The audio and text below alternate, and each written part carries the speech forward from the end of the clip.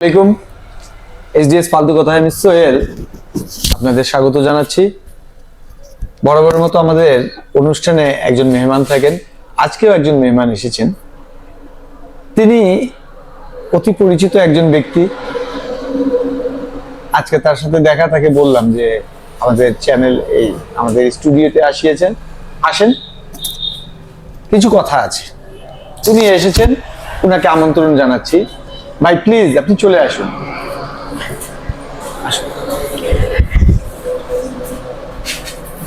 আসসালামু আলাইকুম ওয়া রাহমাতুল্লাহ। ওয়ালাইকুম আসসালাম ওয়া রাহমাতুল্লাহ। কেমন আছেন?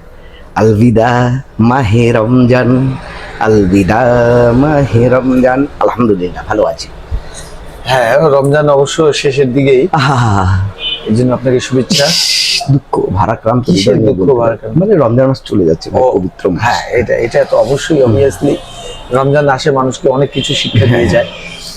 আর আমাদের রমজান থেকে, নামাজ থেকে, তারাবি থেকে অনেক কিছু শেখার আছে। হ্যাঁ, কি শিখলাম আমরা? এটা অবশ্য ঠিক।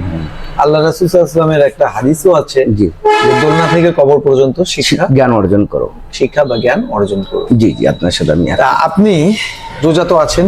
আলহামদুলিল্লাহ, এখন নাই, এখন আমি ইফতার করে এসেছি। হ্যাঁ, তো কি অবস্থা আপনার? আমার চ্যানেলে আপনাকে আমি আমন্ত্রণ জানিয়েছি। আপনি খুব মিশুক মানুষ, খুব হাসি মুখে থাকেন। হ্যাঁ, তা সার্বিক পরিস্থিতি আপনাকে কেমন মনে হচ্ছে? সার্বিক পরিস্থিতি যদি বলতে যান, আহা হা হা, ইস, উফ, এটা আবার কি? ঈদের কথা মনে পড়ে গেল। ঈদের কথা। কি মজা হতো ভাই। আব্বা 5 টাকা দিত, আচ্ছা, সেই 5 টাকার ঈদ আম্মু 3 টাকা দিত। এক বোতল কাচের বোতলে ফান্টা অথবা মেরিন্ডা কিনতাম, আর ওর মধ্যে একটা পাইপ ঢুকা, সব খাইতাম না একবার, ওই বোতলটা নিয়ে আধা ঘন্টা ঘুরে ঘুরে খাইতাম। আচ্ছা। আর মানুষজন দেখতো, আরে শালা বোতলে খাচ্ছে কি, কোল্ড ড্রিঙ্কস। সে হারাই গেছে দিনগুলো।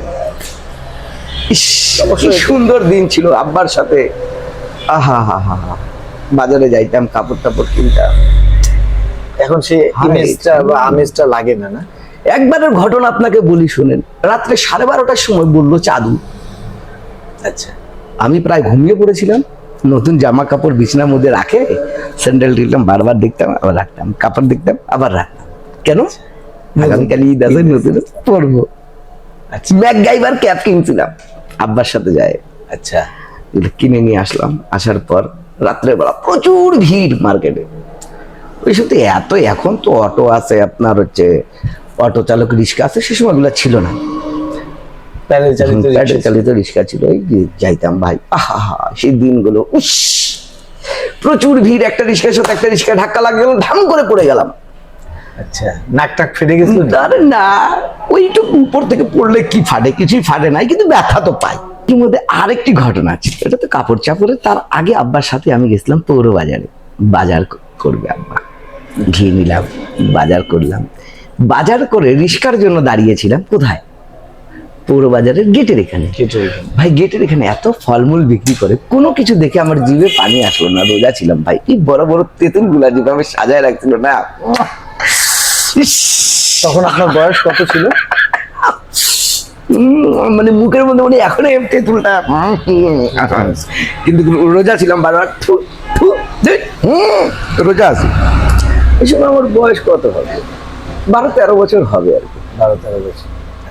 তারপর এইভাবে দিন যাচ্ছিল, বেশ ভালো যাচ্ছিল। কিন্তু সেই সব দিনগুলোর মজা, ঈদের ইমেজ, সেই হচ্ছে সাইকেল ভাড়া করে আধা ঘন্টায় 1 ঘন্টার মধ্যে কত জায়গা ঘুরে বেড়াইতাম।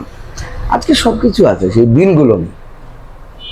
আজকে সবকিছু আছে, সেই দিনগুলো নেই। তারপর 1990 সালে চিড়িয়াখানা উদ্বোধন করলো, পুরোটাই মনে আছে। 90 না 92 এরকম হবে, 1-2 বছর এদিক সেদিক হতে পারে। তো টিকিট কাটবো না। পৌর বাজারের দিক থেকে একটা প্রাচীর এখনো আছে, ওই প্রাচীর টপকে ভিতরে ঢুকছিলাম। এখন যাই, কুমির খুঁজতেছি, তো কুমির পাচ্ছি না। সে সময় কুমির জানে নাই, তো অনেকক্ষণ পর্যন্ত নদী দেখতেছি আমি। ও, তখন ওই খাল বা পুকুরটাকে নদী? হ্যাঁ, আমরা নদী বলতাম ছোটকালে। ডোবার মধ্যে পানি থাকলে ওইটাই নদী। হ্যাঁ, তো নদী দেখতেছিলাম, তাহলে কুমির বাড়াবে কখন? তো কুমির তো আর বাড়ায় না। কারণ কুমির থাকলে না বের হবে, কিভাবে করে হাঁটে হাঁটে আবার ওখান থেকে চলে আসতাম। 2 টাকা তো লাগতোই, যাইতে 2 টাকা, আসতে 2 টাকা। তো এইভাবে করে ধরেন মোটামুটি দিনগুলো ভালোই যাচ্ছিল। তারপর 1996 সাল, আচ্ছা এখানে মধ্যে আরেকটা জিনিস আছে, বিটিভি বাংলাদেশ টেলিভিশন এর দিকে আমরা তাকাই থাকতাম, ঈদের কি কি অনুষ্ঠান দেবে, ইত্যাদি কবে দেবে, হ্যাঁ হ্যাঁ, ইত্যাদি কবে দেবে, সেই সময়গুলোর অবশ্য মধুর ছিল। তো ইত্যাদি, হ্যাঁ বলেন বলেন। অনেক অধীর আগ্রহে আহা। আমরা টিভির অনুষ্ঠান দেখার জন্য বসে থাকতাম। মাঝে মাঝে এমনও হতো আধা ঘন্টা অ্যাড দিতে, টিভিতে একটার পরে অ্যাড আসতেছে, এই এখন আসবে মনে হয়, এটা শেষ হওয়ার পরে আসবে, এরকম হতো। আপনার খেয়াল আছে কি না তা জানি না, তবে ইত্যাদি আসার আগে অনেক অ্যাড আসতো, আসতো। সে হানি সংকেত উপস্থাপন করতো, হ্যাঁ, এখনো করে, এখনো করেন, কিন্তু সেই আগের মতো লোক ঠিকই হানিফ সংকেত আছেন, আগের মতো ইত্যাদি আছে, কিন্তু আগের মতো দর্শক দর্শক নেই। আমাদের আমাদের বয়স নেই, আর আগের মতো হয়তো বা দর্শক নেই। বিদেশি চ্যানেলের ভিড়ে হারিয়ে গেছে আমাদের সেসব অতীতের স্বর্ণালী দিনগুলো, সোনালী অবশ্য দিনগুলো আপনার মনে হারিয়ে আছে গেছে। সেই সময় মনে করে যে স্কুল লাইফে ক্রিকেট খেলা, আর ক্রিকেট খেলার কথা কি বলবো, এত এখানে ফাটা দাগ দেখা যাচ্ছে। মানে ঘটনা হচ্ছে আমরা টেনিস দিয়ে খেলি সাধারণত, তো ওই সময় গেম বলের খেলা শুরু হইল, পাগল কুকুর কামড় দিচ্ছে, এখন গেম বল দিয়ে খেলবো, কিন্তু গেম বলে যে হেলমেট কেন পড়তো এটা আমাদের জানা ছিল না। একটি বল সেখানে বাড়ি, ওই লাগার সাথে সাথে ফাটে গেল, ফাটে যায়, রক্ত রক্ত বের হইলে এখানে চুন ঢুকাই দিয়েছিলাম। ওই সময় তো আর এত অ্যান্টিবায়োটিক বা এইসব জ্ঞান ছিল না। না, এইভাবে করে যাচ্ছিল। 96 সাল মনে আছে কি নাই জানি না, আর প্রায় 8-এ পড়ি মনে হয়, আমি 8-এ পড়তাম।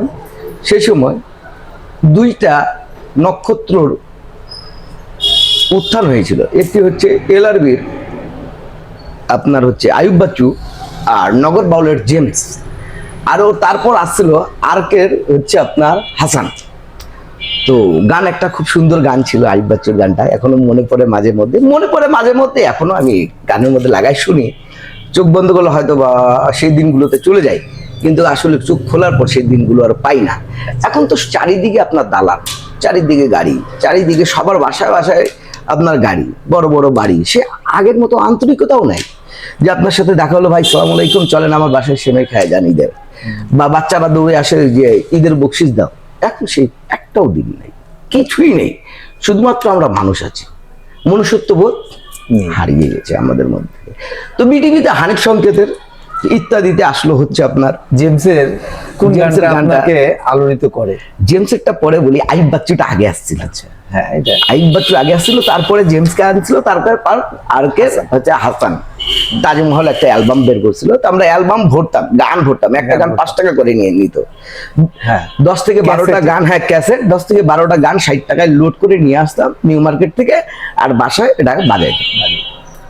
সেই সব দিনগুলো, কিন্তু এখন বাচ্চারা কিন্তু এগুলো কিছু, কোনো বিষয়ে তাদের কোনো জ্ঞান নেই। তারা তো এখন নেট আর মোবাইলের মধ্যে বিভিন্ন গেমস, এইটাই বললাম, এখন তারা তার পাশ থেকে কে যাচ্ছে এটাও দেখার মতো সময় নেই।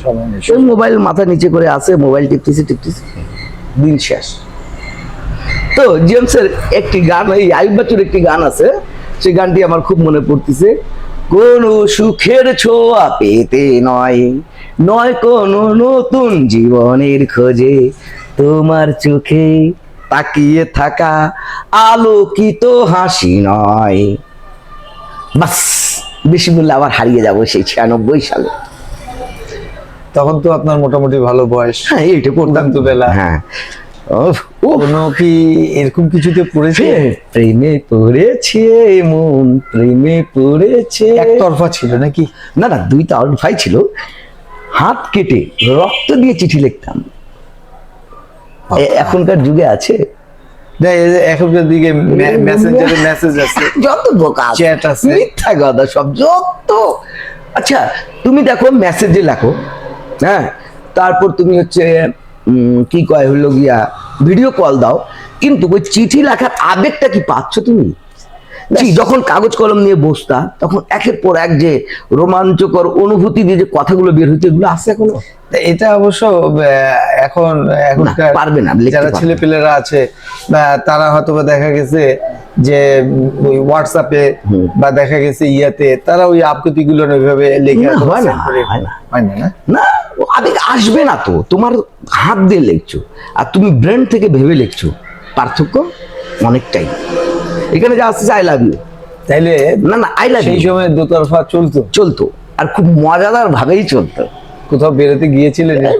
চিকলি পার্কে গিয়েছিলাম, চিড়িয়াখানাটা পার করে হনুমান তলার এখানে।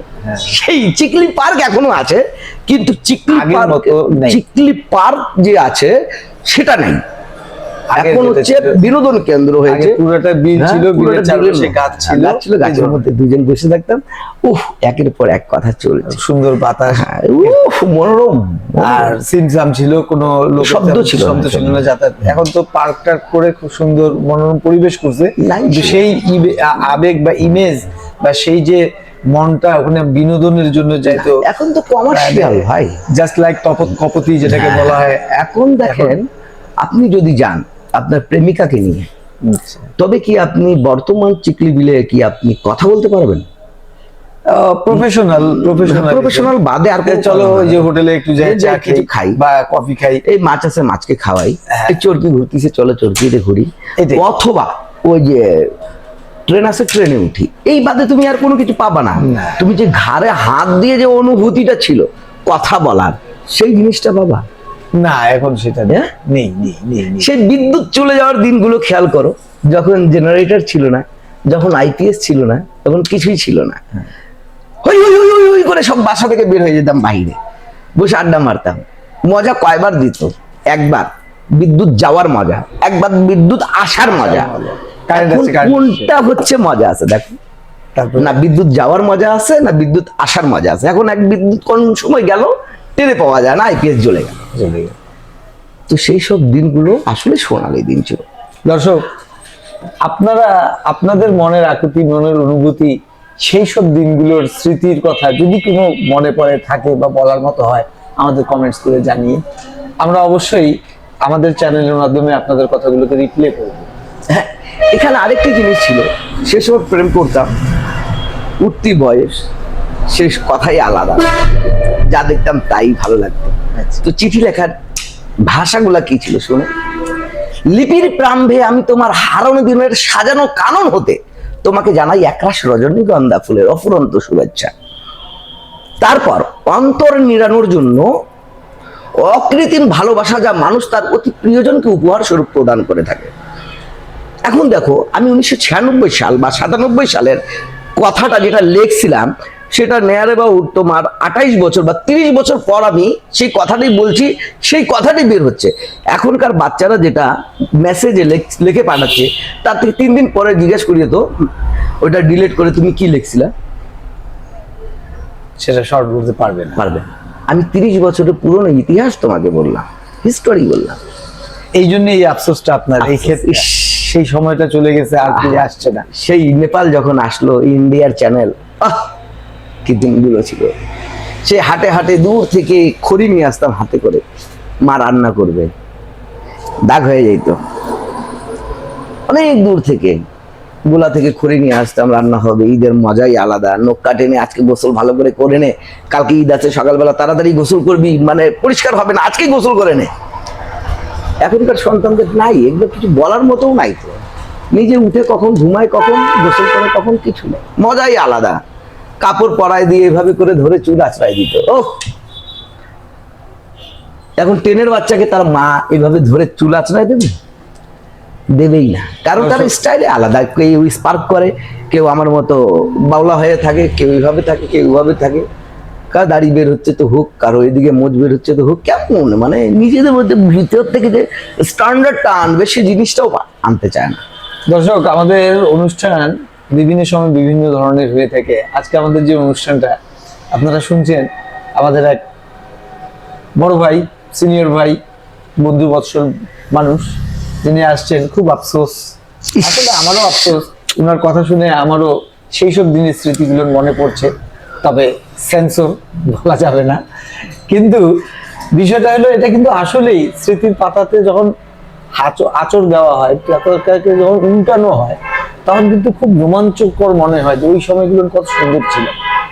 আগামীতে আরো কোনো একদিন তুমি একটা গিফটের বিষয়টা এই বিষয়গুলো আগামীতে আচ্ছা, আরো শেষ কোনো দিন আমরা হয়তো বা আবারও এই ধরনের কথা নিয়ে আসবো। আজকে 1 মিনিট এই পর্যন্ত কাটে দিই। হ্যাঁ বল। আমি ওই সময় হিসাব করতাম, মানুষের দোকানে যায় যে হিসাব করে দিতাম, আমি 1 টাকা করে দিতাম। 10টা দোকানে হিসাব করে দিতাম, কত পাইতাম? 10 টাকা। একদম সুন্দর কথা। ওই 10 টাকা করে জমা করে প্রেমিকার জন্য গিফট কিনে নিয়ে যেতাম।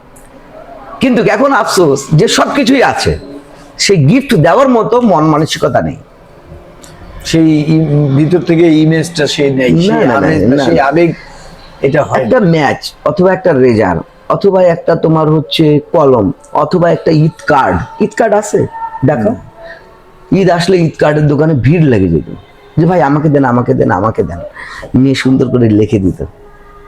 আমার এখনো স্মরণ আছে, আমরা যখন ছোট ছোট ছিলাম, তা আমাদের সিনিয়র ভাইরা ঈদ কার্ড নিয়ে এসে ওই মহল্লার সামনে দড়ি বাইর দিয়ে দোকানের মতো একটা করতো, ওইখানে ঈদ কার্ড গুলো সুন্দর করে সাজায় রাখতো। আমরা 2 টাকা, 1 টাকা, 5 টাকা বিভিন্ন ধরনের কার্ড ছিল, এলার কার্ড কিনতাম। হয়তো বন্ধুকে দিলাম, বান্ধবী তো সেই সময় ছিল না, বুঝতামও না, কিন্তু এই দোস্ত তুই আমার জিগরি দোস্ত, তোকে এই কার্ডটা দিলাম, ঈদ কার্ড। এই ধরনের একটা আমেজ লাগতো।